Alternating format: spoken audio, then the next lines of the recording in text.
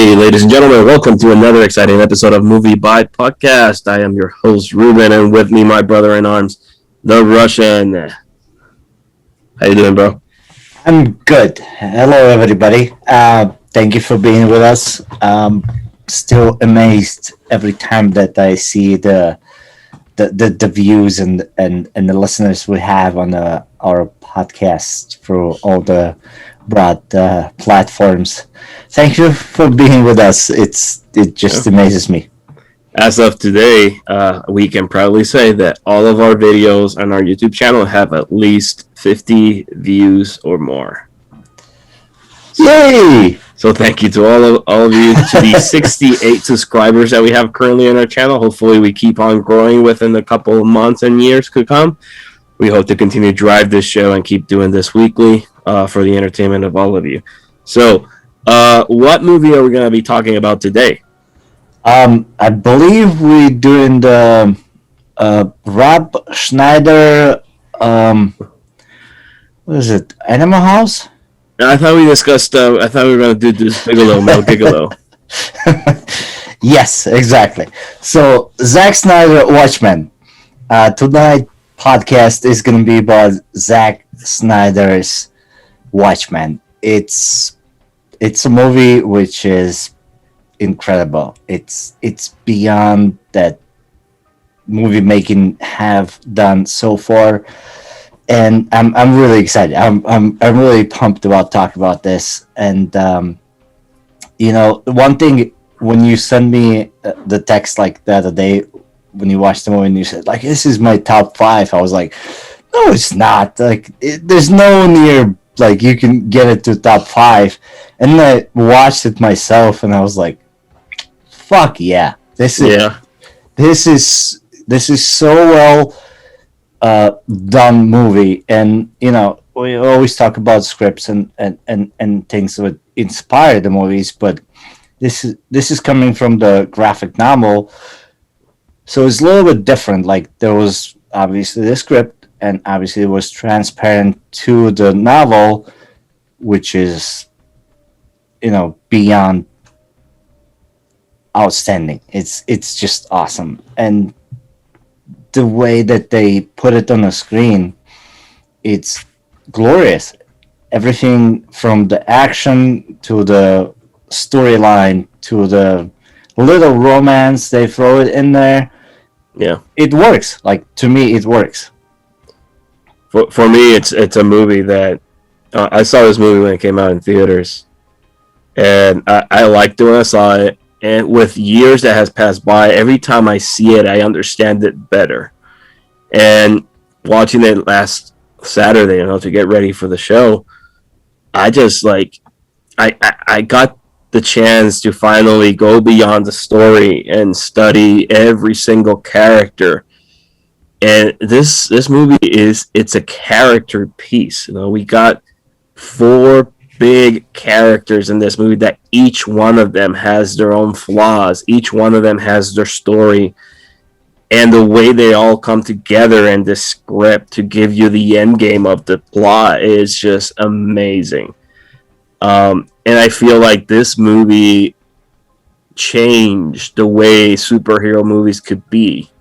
I feel this movie opened the doors for shows that we have now, like The Boys, where right, producers and creators can adapt more mature comic books, and not everything has to be all colorful, all Superman, all Batman. Like, we can bring to the world other characters that people have never heard of and give a more mature story, more grounded, more real story than what we are accustomed to see from a Marvel movie. And I'm not bashing any Marvel movie or any DC comic movie that has ever been made or currently being made. They all stand on its own. And in everybody's defense, this movie is a DC Comics movie. It's based on a graphic novel written by Alan Moore and illustrated by Dave Gibbons, But what Watchmen brings to the screen and to the novel itself, it's something unique. I've had the opportunity to read the novel when the movie came out. I had to download it and read it.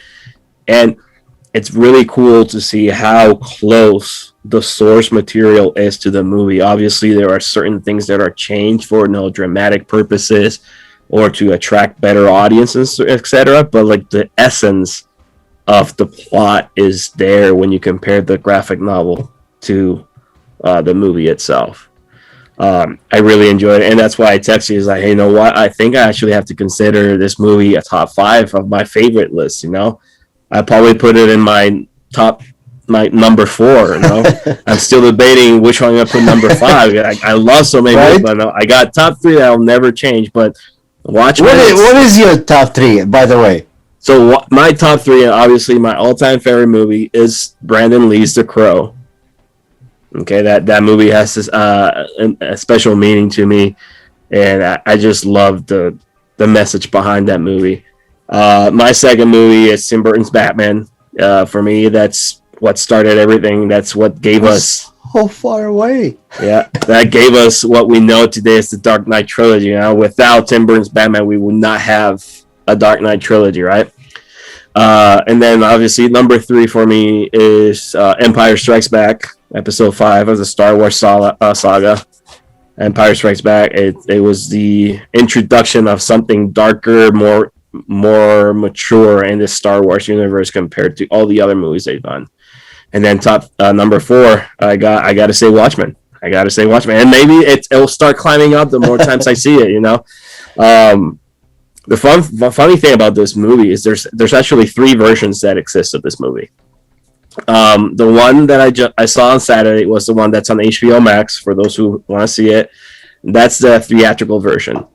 There's a director's cut that has about 20 minutes added to it, and then there's an ultimate cut that they incorporate an animated movie into the plot, into the movie, because that animated was released as a standalone years ago, but the ultimate cut adds it on as part of the narrative, and it just complements the whole movie as itself.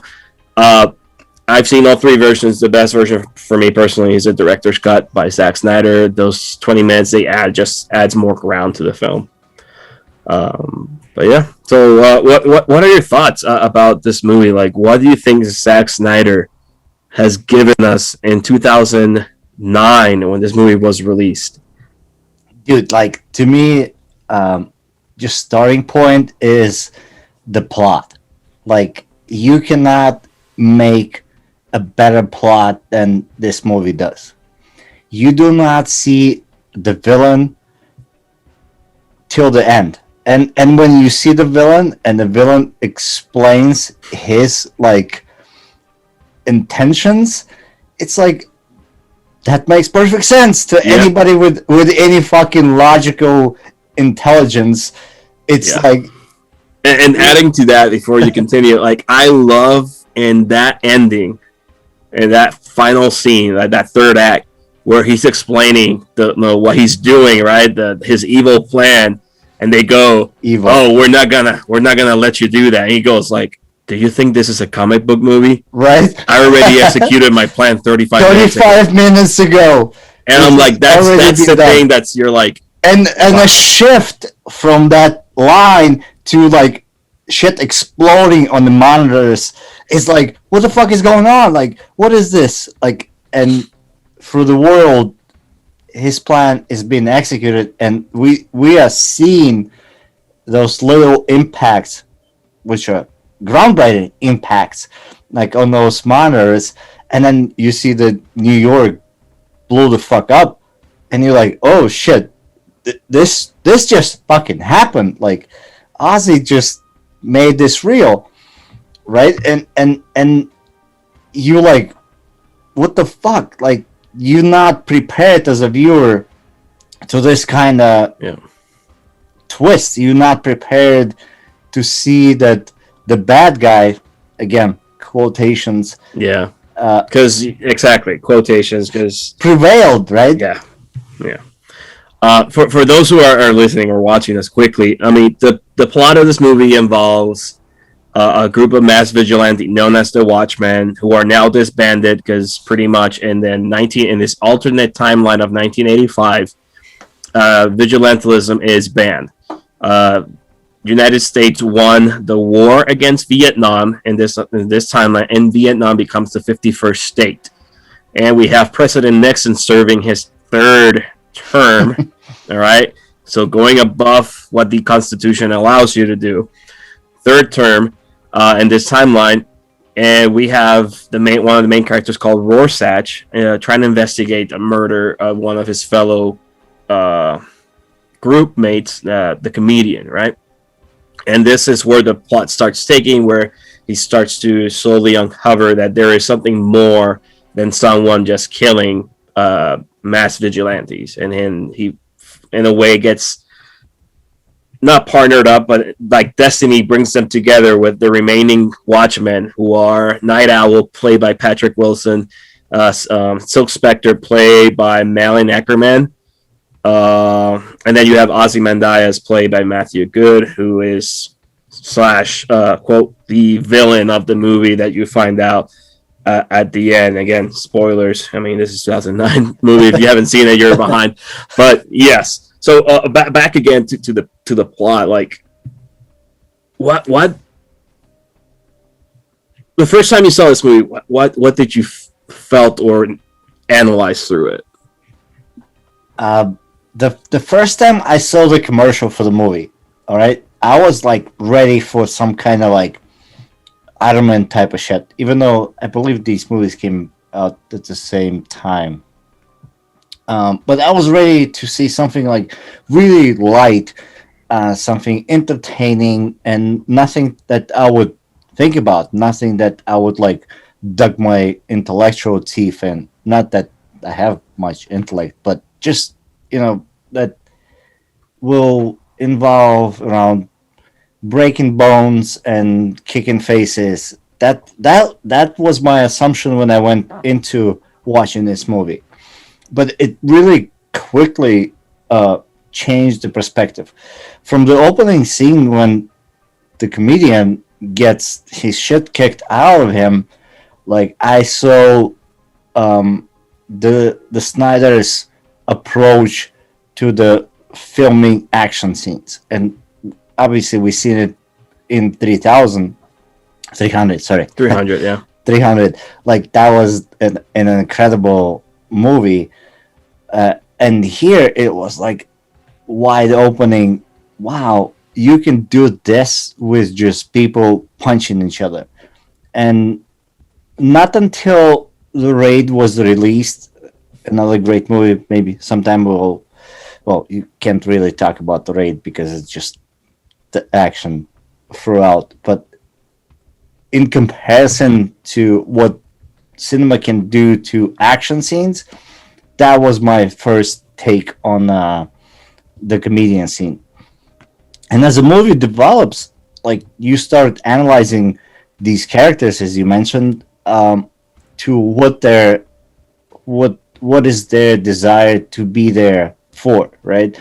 You have a Night Owl who kind of represents like DC Batman, but the guy is like, I'm retired. I don't want to do this anymore. Overweight, looks like an accountant. Accountant, another great movie. Yeah. But yeah, in this sense, it's like him and Silk Spectre, when they have the dialogue in a diner, it's like, we both did this for a long time, and now we retired, and we don't want to do it anymore. And then you have a character like a Rorschach. Like, by far, this is my favorite character in all the movies. Like, you cannot tell me, maybe Neo or John Wick, which is played by the same actor, but like, that's the dedication. Yeah. Rorschach in this movie is the guy who tries to set things right. He's the guy who's going after everybody, and he's not compromising his beliefs on any aspect. That does not exist in the real world. And to me, that's one thing that we draw from movies or books or any kind of inspiration, is what you can take from the character, and in this scenario, what you can take from the character is that he's pure, under, compromised take on what is wrong and what is right. And in our world, like, you can't look at it as black and white. You can't say, like, you can, I guess, what is wrong is what is right, according to Constitution. But to me, like, Rorschach is the best character ever developed for the screen, and the best character ever developed for the book, I guess. So that's my, like, 2 cents on the character rundown. And obviously the Ozymandias character, it's pure brilliance of intelligence combined with his sense of intuition, right? Like, he knows exactly how how do you describe Dr. Manhattan? He non-emotional being who presents himself as God. How would that being will react? Like, his manipulational schemes are so out of the fucking world. I mean, he is the world's smartest man. That's the whole thing. Also, Ozymandias is the world's smartest man. Correct. Yeah, so it could tell you. It tells you already. Like, they're already in a way foreshadowing you. Like, only the world's smartest man can create such an elaborate plan to bring world peace, because that was his intention. Right. Yeah. But at the same time, there's a line in the movie where Dr. Manhattan says, like, even the smartest man cannot stand up to the God. Mm-hmm. And yet he can. That's the irony there. Like, right? He stood up to the God, and he used the God's power in this scenario to come to the world peace. Eliminated millions of people. Like, that's fucking harsh, bro. Like, that just grips you. Like, when you look at the storyline and you look at the plot and you look at everything that happens on the screen, like, Silk Spectre and Night Owl they do not exist in that universe. Like, they're pawns in an elaborate chess match. Right. Rorschach, all his, like, I'll be right, gone out of the fucking window. Like, it's so groundbreaking, and it's so grounding at the end of the movie where you're like, none of the fucking shit mattered, right? Like, the Rorschach diaries, the Rorschach things that he put in, it feels real until you get to the end. Yeah. You feel so much, like, empathy or a connection to the Rorschach character throughout the entire movie that like the final scene though, when he is standing before Dr. Manhattan and he's like, so I'm the only person pretty much on your way to, like, let people know the truth, right? And Dr. Manhattan's looking at him, and, like, obviously Dr. Manhattan he's like, the Russian explains, he's something like God. He's representing God in this timeline. He has no like connection or emotion towards humanity. So Rorschach is playing that card towards him because he knows that's what's going to get him to, like, if you want to stop me, the only way you're going to stop me, and that's obviously killing Rorschach. And in that scene, like, Dr. Manhattan just, like, opens his fist and, like, creates an energy wave and strong enough to obliterate, like, destroy Rorschach. Like, literally what left remains in that scene is an actual Rorschach test. That's why it's been shot from the ground, because it's just an ink block test. Like, that's the irony of this. Like, you became the one thing you stood for, right?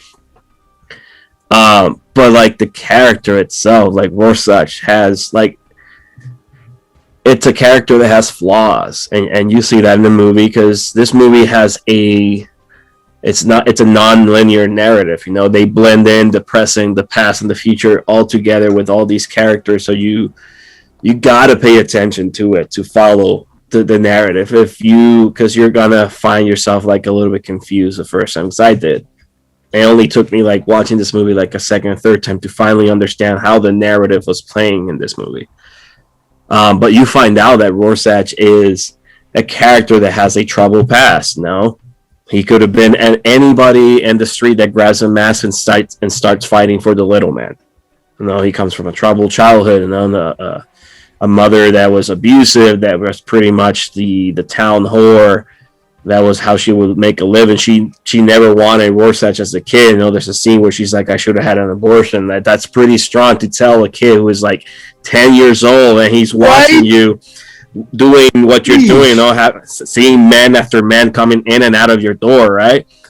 And it's innocence, like that's the point where you see like this child, like his innocence got destroyed very young. And throughout the movie, they describe Rorschach as a sociopath, and like you understand why, because you see where he's coming from. But at the same time, he was seen as a sociopath by society. But when you start understanding what he was doing, you're like, he's just doing what he believes in. He's just fighting for the little man, all the people that are like him. He's not a sociopath. Society sees him as a sociopath, because he's aggressive. He has no remorse in attacking the evil, right?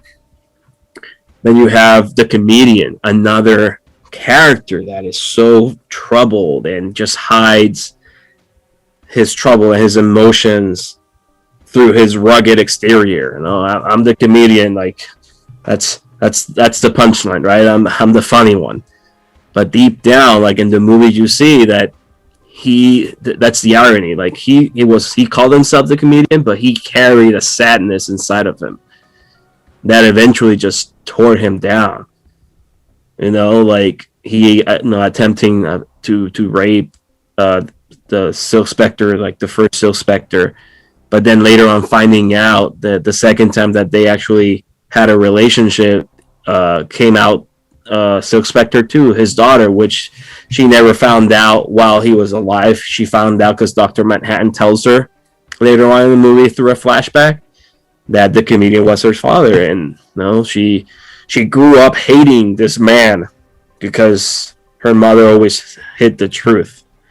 And this man, the comedian, he always tried, like you see in the flashback scene, that he tried to have a connection with his so-called daughter, right? He was like, hey, can just a friend hang out with, like, and he paused and he goes like, with an old friend's daughter. And that's the first hint. You're like, wait a minute, so is he? And then Dr. Manhattan confirms it. But he lived with that secret and he took it to his grave, and that was part of what broke him. He could have been a role model. He could have been a father to this girl, and maybe had a chance to redeem himself and clean himself from his sins, and he never gets that. He gets killed in the beginning act of the movie, and you only see who he is through the eyes of other people. Right, but like to your everything you said, comedian shoots a pregnant woman who is pregnant. Yes. Hold on. Yeah. My time is she shoots the pregnant woman who's pregnant with his child. Yes. Right? And for us to understand that point is that he looks to Dr. Manhattan saying, you could have fucking stopped that. So, yep. So like, I mean, I understand it's a book. I understand it's a novel.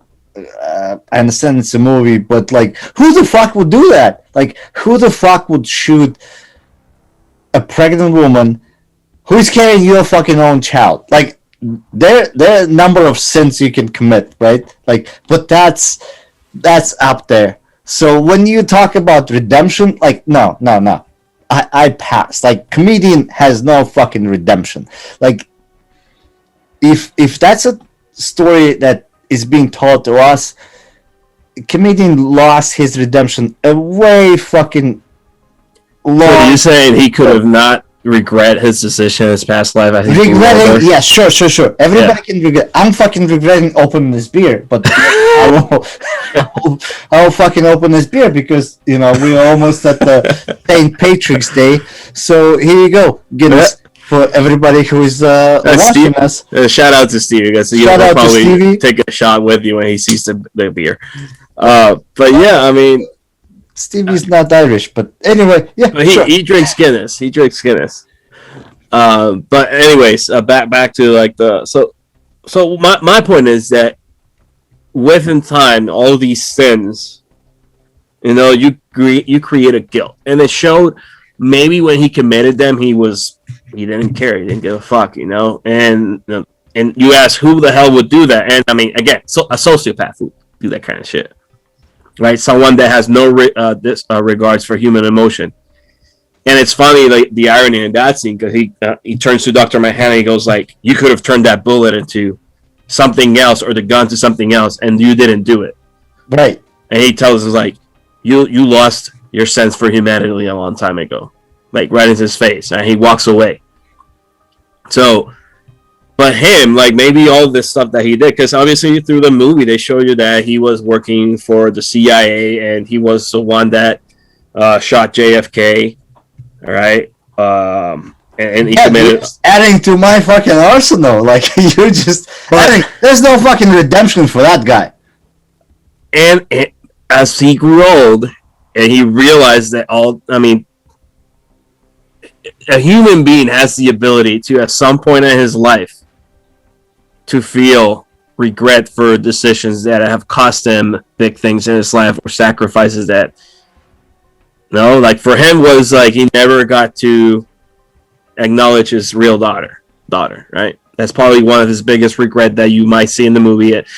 There's a reason why Dr. Manhattan shows Sil Spector that in the movie. Okay? No. Okay, he Dr. Manhattan shows her how she grew up. Like he shows her like the fucked up. Yes, and then he reveals to her. Then she says, "The comedian was your father." Right, yeah. But it has nothing to do with the fucking comedian's actions, though. I think it just it gives you a sense of humanity that. She grew up hating this guy, and it was her father, and maybe she believed that guy. Like, fuck comedian. I don't know if you ever seen like extras on however they describe him, but like on director's cut or the extra 30 minutes of the cartoonish thing you told me that. I'm not applauding any of his actions. I'm just saying in my sense, and what I saw, What is your point? Like, no, there's no way to justify this character. There's no way you can fucking say that he was a fucking good guy. He was not. I'm not saying he was a good guy. What are you trying to say? Serial killers in prison at some point regret what they did, right? Obviously, all of us regret shit we do. Like, that's what I'm saying. Okay. I'm not saying he's a good guy. I feel bad that he got killed in the movie. No, he did horrible things in the movie. His character did horrible things. Right. I'm just saying that his last days of his life, when he knew he was going to get killed, he knew something was coming. He was starting to feel that his actions were coming for him. He was starting to regret. I feel like he was starting to regret some of his actions. All right, I will summarize it for you so you don't have to struggle. At the end of our lives, when we see our demise, we can regret all the shit we did before, and that will make us more human. You know what? Fuck that shit. Like, dude, like, make your decision based on how you are, right? That is the movie about. Like, these dudes make decisions, right? Some of them do not have right decisions, but they make them. And Dr. Manhattan makes a decision to eliminate himself from the existence of the planet, because he's like, let these ants run for themselves, right? So he fucks off and he's like on Mars building sandcastles. which turns into glass. But that's what sand turns into. And then at some point he brings back to Silk Spectre. Yeah. Silk Spectre, right? To show her, like, look, I'm doing these amazing things. And she's like, fuck you. Like, we're really struggling down below. Like, relatively speaking, down below. Because we think. Yeah, because he brings her over there to convince him to save Earth. That was his idea of bringing her over there. Wait, what? So, like, there's a moment in the scene when he teletransport her to Mars, right? There's a scene before that he goes like, "You're coming with me," or something like that. I'm paraphrasing. And she's like, "Why?" And he's like, "Because you're gonna convince me to save Earth." Right. Okay. Yeah, and that's when he takes her to Mars and starts talking about humanity and his vision of the future and all the crap that he starts talking about in the movie. So to your point is that during that speech, he sees what happened to her and how she was created. And that's what triggers him to kind of like, hey, life is precious. Like, to him, existence of life is just like highly overrated phenomenon. Which to me personally, yes, I completely stand by that line. Like, to me, life, we're just a fucking mistake. We're just floating in. Wouldn't you say that he saw life as an ensemble piece? Because he was a watchmaker. The character of Dr. Manhattan was a watchmaker. His dad was the watchmaker. Huh? His dad, but he grew up with his dad being and there's a scene where he's like putting a watch together, right? And his castle, there's a lot of clockwork in it. Yes. Okay. And he, when Ozymandias tries to destroy him using the same power that created him, he goes like, when he comes back, he's like, I learned to reassemble myself a million times right before. So like maybe he saw life the same way. Life is just pieces of ensemble pieces that you just put together, and at the final product is life. I'm just throwing shit to your head. we so off the fucking grid. Like, yeah. Sorry for anybody who's still listening to the show. Like, we're no longer talking about movies. We're talking about things. But that's what this movie does to you. It makes you think about, like, this is an alternate timeline. Like, what if like we were on the brink of nuclear war? How would we value life? How would you like? What is the value of life? I think that question cannot be answered, because the value of life, you can't put a number on it. You can't like measure it. It's just like life is. It exists, and that's the thing that you cannot like really compartmentalize and put it in a box and say this is what it is.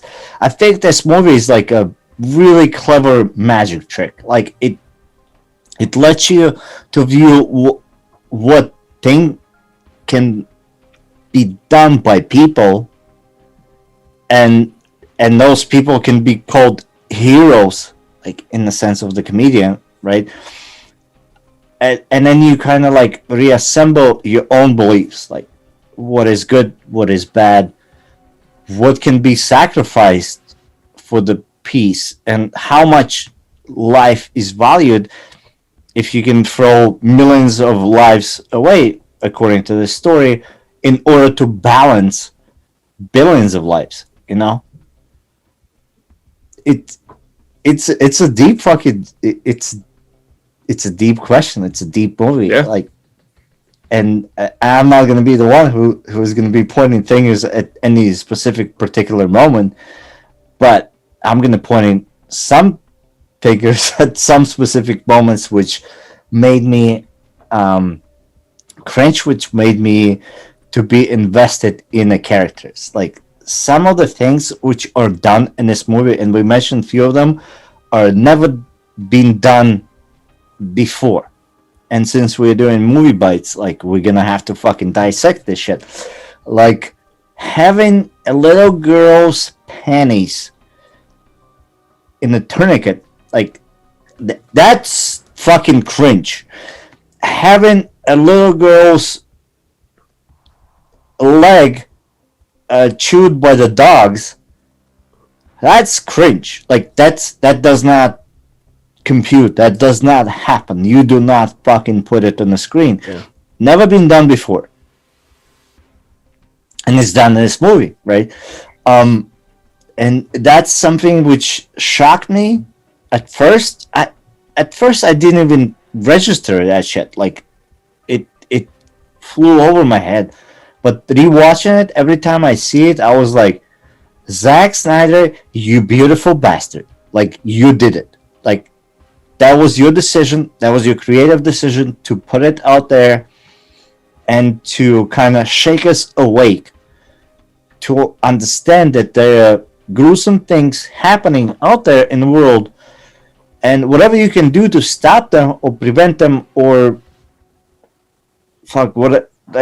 just, I mean, I don't know. To me, that was like, shit is happening outside of our houses, our windows, and our bubbles of comfort.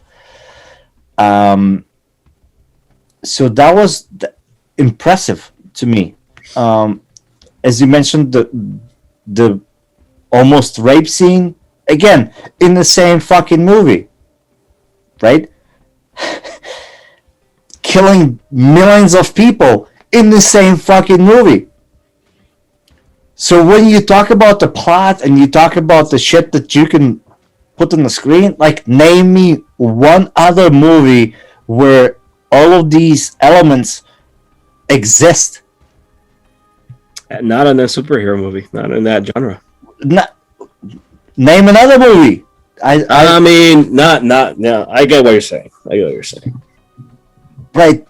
Nowhere else you have that phenomenon where you make your viewers to be shooken out of their cores and they glued to the screen, right? Like, all right, like the fucking serpentine, that 3 fucking human serpentine, right? The human centipede?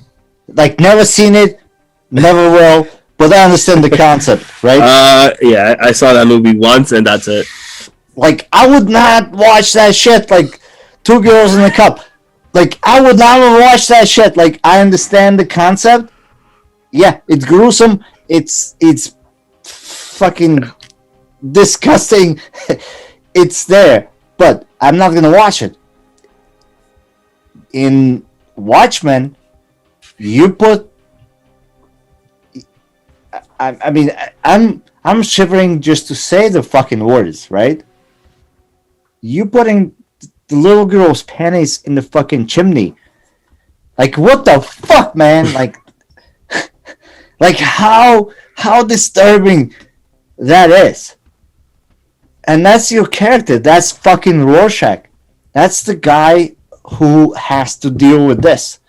And, you know, this is where the complaints started coming out.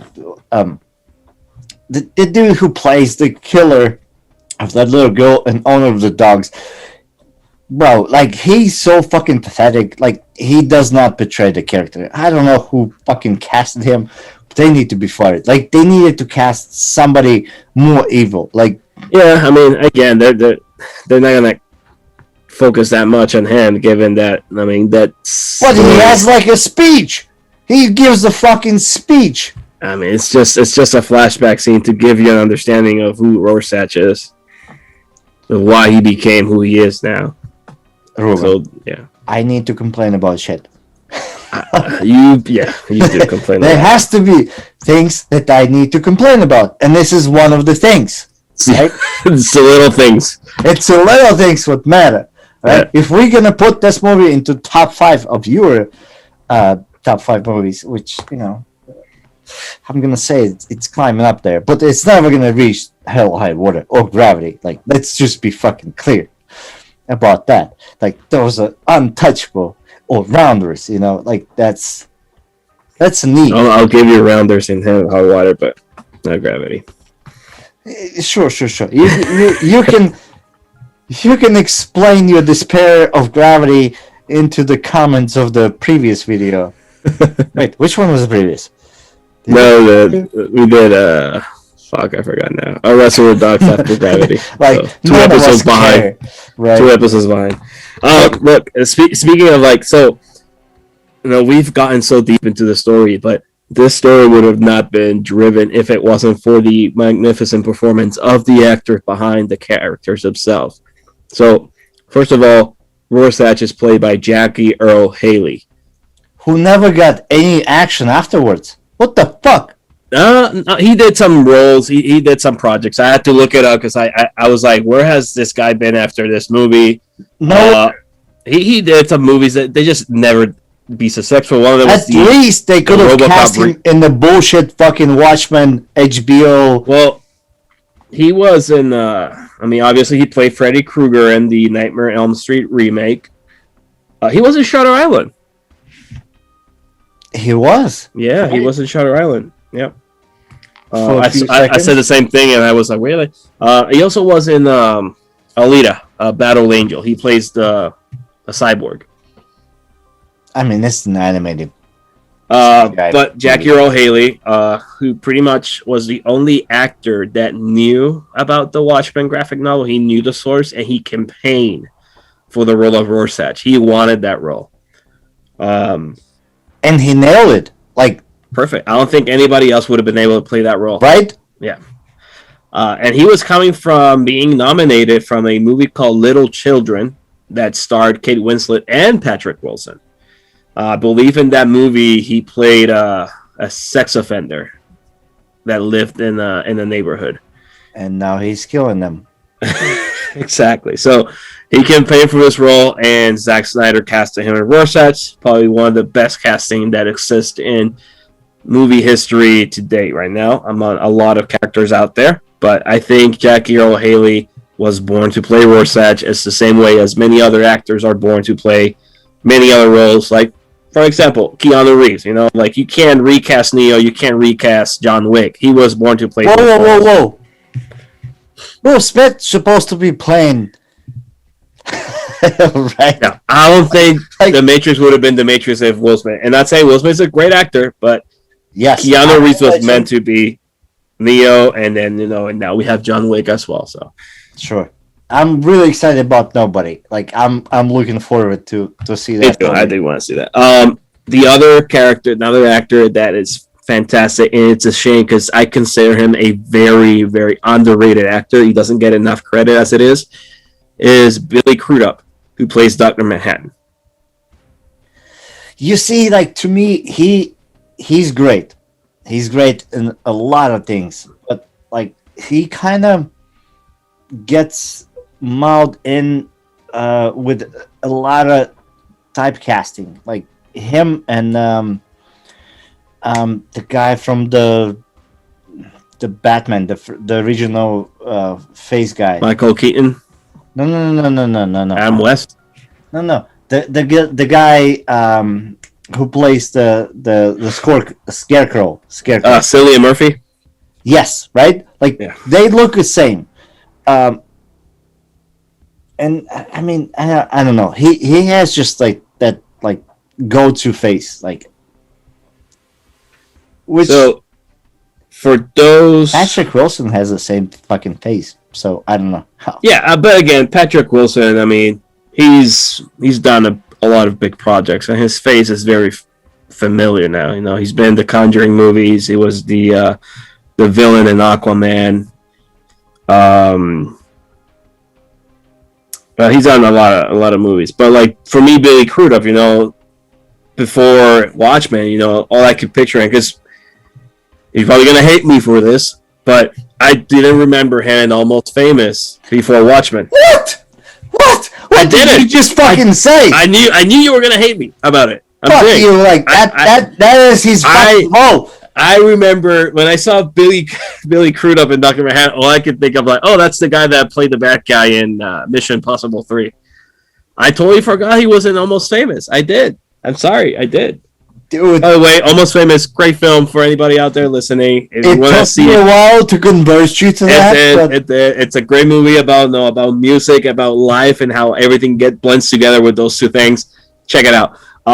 but yeah, Billy Crudup. It's and after that, obviously he's done a lot of now projects. Alien Covenant, Spotlight. He's been there, and now he's recently doing the morning show on Apple TV Plus, which he won an Emmy for that role. But for me, like, and then I saw Almost Famous probably what, a year and a half ago, and I was like, wow, like where's this guy been all along, right? Because like you said, yes, he's kind of typecasted, but I feel like Almost Famous, the one role that he plays something different compared to what everybody died as a character or as an actress / in that movie. Like the entire thing is just vibrated over time, and anybody who watches that movie now is like, this is fucking phenomenal. Like Jerry Maguire was great, but like Almost Famous,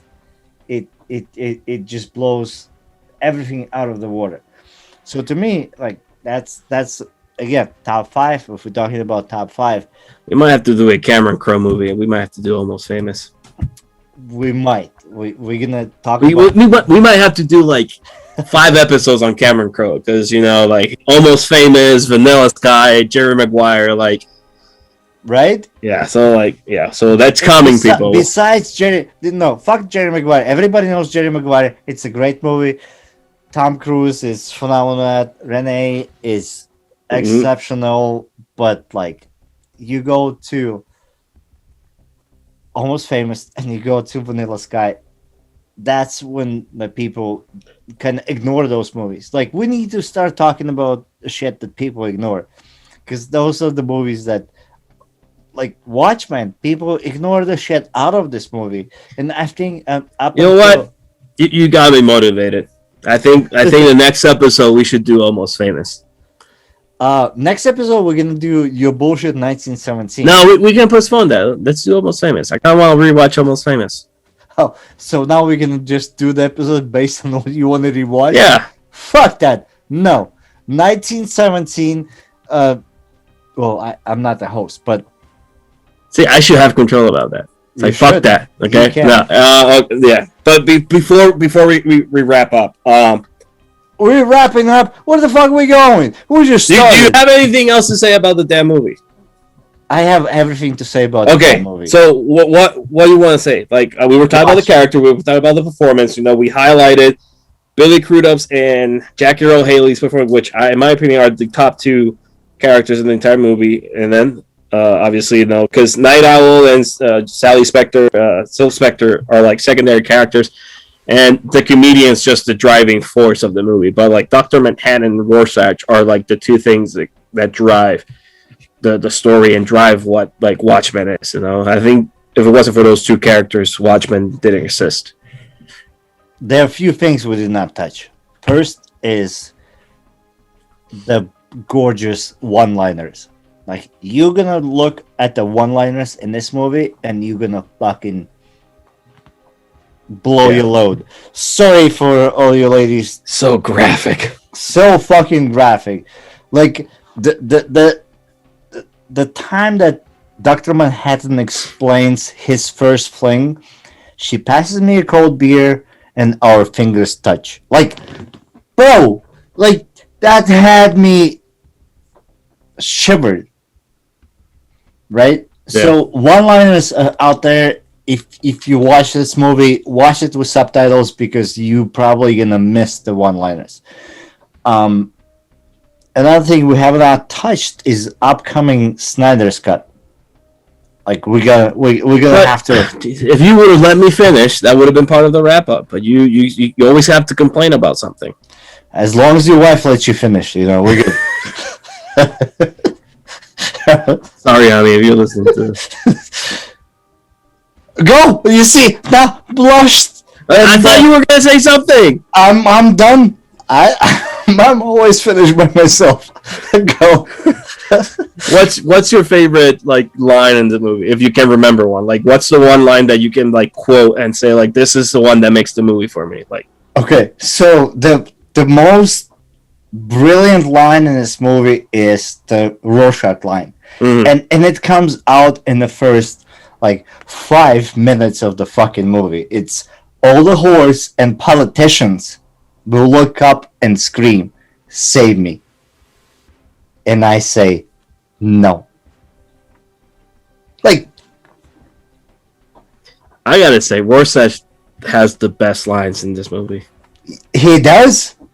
Dude, and he has the best fucking scenes too. When he kills a dude and the blood is floating and he steps on the fucking toilet. Come on! Like, get the fuck out of here. That, like, Snyder does perfect action scenes. Like, Snyder is known for action scenes. We haven't touched Sucker Punch. Like, that movie throughout and in is the poem to my soul. Like, I watched that just for the music and the action scenes, right? But here he positions the camera perfectly in every fucking angle. The one thing I also want to mention is the Hallelujah song and the Hallelujah scene. Right? Was not sold on it in the beginning. That was not my go-to. I didn't feel like the characters had the development that to push them to making love. But then again, that was 2009. With Tinder and all the bullshit happening now, people bang like left and fucking right, like on the go.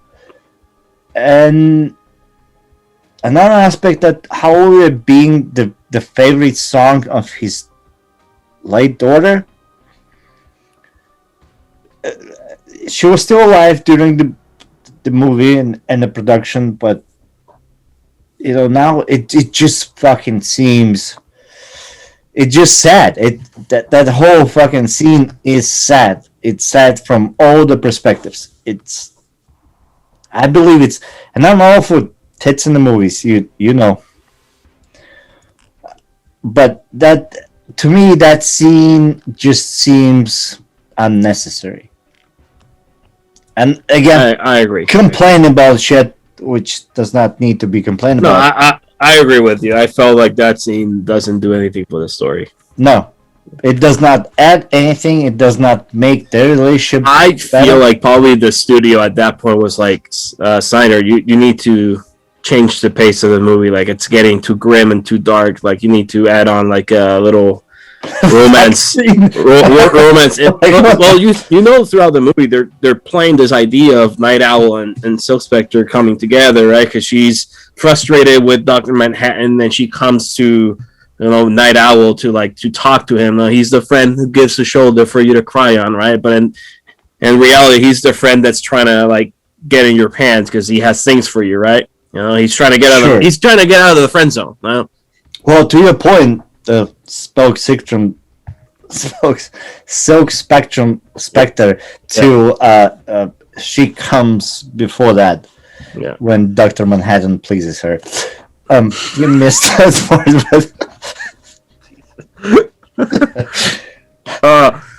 Another thing. This is the perfect time to cut this shit. Like now I'm saying we forgot about to talk about something. So now you listen to me. The soundtrack. the soundtrack is amazing, bro. I mean, they played 99 Balloons twice. Like, fuck you. Like, if you can play. Yeah, there's 3 Bob Dylan songs in this movie too. I find it like hilarious. Dude, that's what I'm saying. Like, Zack Snyder did his like movie the way he wanted to do it, and it's his baby, and we appreciate it so much. Like, apparently, you know, you said it's top 5, so I can speak for both of us to say, Zach, like, this is magnificent. This is our Picasso. Yeah. This is our go-to. We're gonna watch and rewatch this movie for times to come, and we're gonna not even try to compare it because there's nothing to compare it to, right? Like, everybody who's like, hey, Thanos was the great fucking villain. Well, fuck you, motherfuckers. Like, Ozzy was the greatest villain of all times. Except Darth Vader. But, you know. At least. Yeah. Again, Zack Snyder, you know, for those who don't know his little history, His first movie was Dawn of the Dead. It was a remake of a George Romero movie, if I'm not mistaken. That movie pretty much was a hit in theaters that Warner Brothers was like, hey, we have this Frank Miller novel that we want to adapt. Which we're going to release on March, and we're going to fucking make it rated R. He pretty much made Gerard Butler a action star that year, right? And he became like the go-to actor for like at least 2 years. But 300 became it's a great hit. It's an amazing movie that Warner Brothers was like, well, since you made this movie for us, we have this project that we've been trying to make since the 1980s, where we bought the film rights. It's called Watchmen. We already spent $7 million on pre-production. The movie hasn't filmed one sequel scene. So here, see what you can do with it. And boom, we have Watchmen. Thanks to that, he did 2 little projects, that were more personal projects for him. One was Sucker Punch and Legends of Guardian, the Owls of Ga'Hoole, which is an animated movie. Very underrated for those who haven't seen it. It's a really good movie. Excellent. And Sucker Punch is just a visual beast. Visually, it's amazing. Story is bad, but like visually, if you want to see something cool, watch Sucker Punch. And then after he did those 2, the story's bad. I say the story's underrated. It's not bad. Let me take that back. It's not bad, but we're gonna have to maybe like 100 episodes down the line. Yeah, like Old and Gray. Punch. We're gonna revisit Sucker Punch, and I will explain to you. So after Sucker Punch, which was released in 2011, Warner Brothers comes up to him and says, "Hey, we have Christopher Nolan wants to produce a Superman movie, and I think you're the perfect guy to helm the project." So he takes on Man of Steel in 2013 with Henry Cavill, and this is the movie that opened the DC extended cinematic universe. All right, trying to follow the footsteps of Marvel. He followed that with Batman vs. Superman. He followed that with Justice League, the theatrical version. No. Batman vs. Superman was afterwards. Batman vs. Superman came before Justice League. Right, that's what I'm saying. That's what I said. Why are you correcting me? Because I can. Jesus. Jeez, I'm gonna sell you. Call Dr. Manhattan. Justice League, which he had to step down because of a family incident. His daughter committed suicide. He had to step down the project. They bring Joss Whedon in he reshoots most of the entire movie, and we ended up seeing the disaster we saw in theaters. And pretty much about 3 years later, when HBO was planning on releasing HBO Max, they were like, we're going to listen to the fans, and we are going to finish the Snyder Cut. So they paid Zack Snyder $70 million. As I hear, finish the movie. Pay him. They just gave $70 million because he did not take a penny from the Justice League. I know, but can you keep going? There's nobody listening besides you, me, and Mal. Yeah. But this is the fun part. My wife's going to be laughing about this every time she hears it. Anyway, so yeah, they didn't give him $70 million. The studios are here, $70 million, so you can finish the project. He didn't take a cent. Is that better? Yeah. Okay. Keep going. And now on March 18th, which is probably the same day that this podcast is releasing, on HBO Max and in worldwide and other platforms, we will have the pleasure of seeing Zack Snyder's Justice League. The true version that we were supposed to see in theaters. It's a movie that's 4 hours long. He did not cut anything. He put everything together that he filmed. His story, his vision is all placed together. A couple of scenes that were added in like reshoots to close the story. And then the rest of the money mostly went to post-production, like adding visual effects and stuff. But this is the version. Yeah. There's also Jared Leto's Joker. Yes, Jared Leto's Joker is in Justice League, Zack Snyder's Justice League.